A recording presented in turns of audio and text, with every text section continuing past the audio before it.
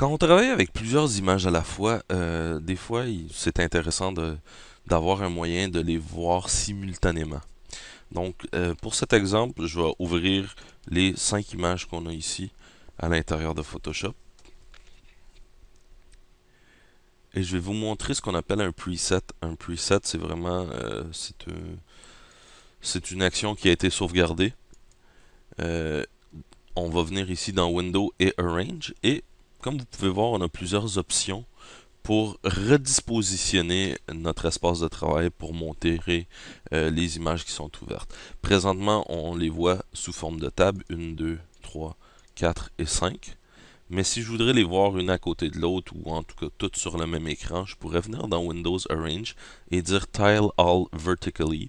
Et là, il m'ouvrirait les 5 une à côté de l'autre comme ça, proportionnées dans la même largeur. C'est pas toujours super, comme vous pouvez voir, parce que ça masque une partie de l'image, mais on peut toujours venir essayer les différents presets qui ont été sauvegardés ici et voir qu'est-ce que ça donnerait. On peut regarder deux à la fois, déjà c'est mieux. Je trouve que c'est plus intuitif et de cette façon-là, on peut toujours venir aussi redispositionner nos images, les déplacer avec les tabs et on peut toujours venir essayer ici les autres options.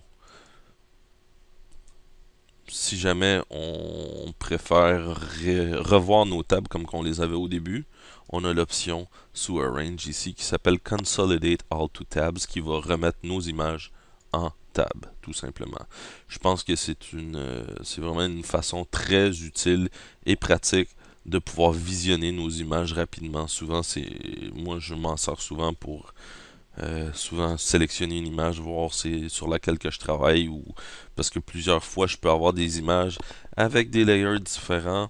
La même image que j'ai retravaillée de deux, trois façons différentes, je suis pas certain.